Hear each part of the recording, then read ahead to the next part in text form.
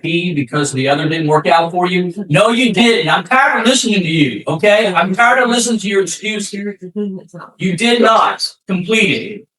Mr. McCall, what are we thinking today? Well, Judge, after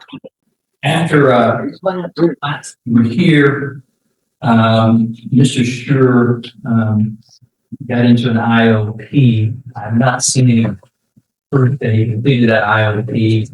He is living with his grandparents. The time that he has on the shelf, Judge, I calculated it some time ago based upon his stay for mental evaluation competency, less than 80 days on the shelf. So I'm not sure. He's got the 2 underlying cases. I'm not sure what the state's position is at this particular point since he's been out. Who's the probation officer on that? Is that Rupert? I think. Have you been working with Rupert on what? I had talked to Rupert some time ago, and this has been, I don't know, Rupert is for the first of the year when he got into the ILB. So, Rupert, what are your thoughts on Mr. Schur today? Well, I will modify my statement to ask that he serve out all his time with HIP community corrections. Yeah, they won't take him. No. I mean, they would take him. I could order it. Ms. McCray, what is the state's recommendation if Mr. Schur has or admits today? Judge, I've got my hands tied here. I know that Mr. Schur has taken a lot of steps to try to get his situation together, but the fact of the matter is that there was multiple violations, 2 of which constituted new offenses, as well as missed appointments. So I don't really have much wiggle room or authority to agree to anything but a revocation. Yeah. So we're kind of left with community correction over their objection almost is what we're doing. Well, he does have the place where he's been at and been living. And where is that? With his grandparents here in Jeffersonville. And you think we've already had an admission? You know what? Even if we do, I'm just going to do it again just to make sure.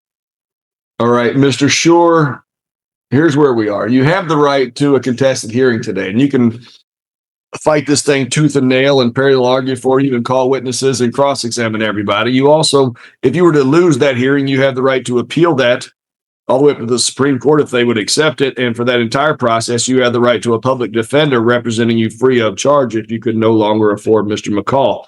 If you admit today, you would be giving up all those rights. Do you understand that, sir? Oh, you're muted, Jason. Let me get you unmuted. Hold on. You got to unmute yourself where I can hear you. Jason, you're muted. There we go. What I violated for was because I went to Face the Change and they had everybody go to Healing Place. One of their workers got fired and they realized I hadn't went to Healing Place yet. Strawbridge came by the house after I had already called and left a message letting them know I was going to go to Healing Place for like a week. And because I was 2 days late at Healing Place, because they kept me 2 days longer, he went to my halfway house and then violated me. So I didn't violate for doing anything wrong.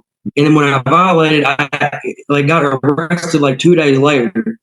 And I really didn't violate anything. Like right now, I'm in IOP classes.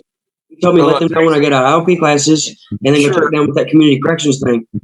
My time served and all the rehabs I've done, he told me that each one that I went. You can hear us. I'm trying to mute it. The thing's messed up. And I should be served out right now. There we go. I couldn't even mute him because the connection was bad enough. So, Mr. Schur, here's the problem. You weren't violated for the things that you were talking about. You were violated because you committed the offenses of possession of methamphetamine, possession of paraphernalia twice, and then another charge of theft and missed appointment. So you've got the multiple criminal, 2 criminal cases filed against you. We can get you unmuted again. To do that. We've already took a plea on this, and right now my probation should be served out because I served 2 for 1, and I'm supposed to get 1 for 2. So that canceled the 1 out. I was already on the 2nd year of probation again, and then that theft was for me walking up and grabbing a bag of ice after the one I just grabbed busted. Okay, I didn't steal anything. I even showed the cop that. Like I showed him my receipt when they came to my house. And then the one that you're talking about, I was Terry frisked 4 times, taken to the hospital, and then down to the jail. And they never found anything until he just magically shows back up after walking out of the room at the hospital and walking back in and saying, "What's this?" Okay, so he still never even showed me what the hell he found. So I'm not trying to be a dick, but all I did was get rearrested again. And the police chief was actually on the phone. Like Kavanaugh was on the phone with the one that you're talking about with Hunter as the arresting or the pullover. He broke probably 90 traffic laws to come ride my, tail end. I wasn't breaking any laws, breaking anything. He lied about handing me my ID back and saying I was free to go. I asked him I was free to go. He handed me the ID back. He said I want to search a car. They wrote it up in the report as I told him he could go, and like he botched his whole little side of the report. So those two things that I didn't violate at all. All right, Mr. Sure, let me explain a couple things. I started out with the time I had to do for probation. I completely. Zoom is not working at all with him.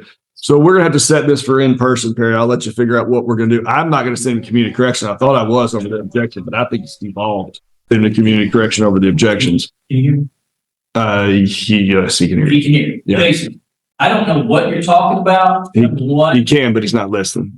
no, what you're talking about. Number one, you indicated you were going to go to treatment. That was why the court released you before.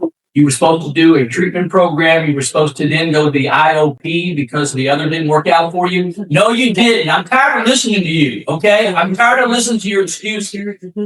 You did not complete it. You did not complete it. You're not in it today. So you agreed to do things that you haven't done and see what they do.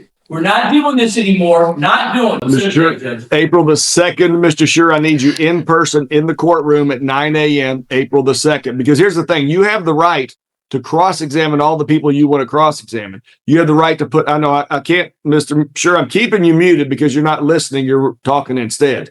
April the 2nd, you can be here in person, and we're going to have the opportunity to cross-examine whoever you want to cross-examine, call whichever witnesses you want to call.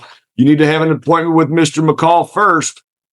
Mr. Sure, stop talking. Mr. Sure, stop talking, or I'm going to find you in contempt. Well, let's go ahead and do this.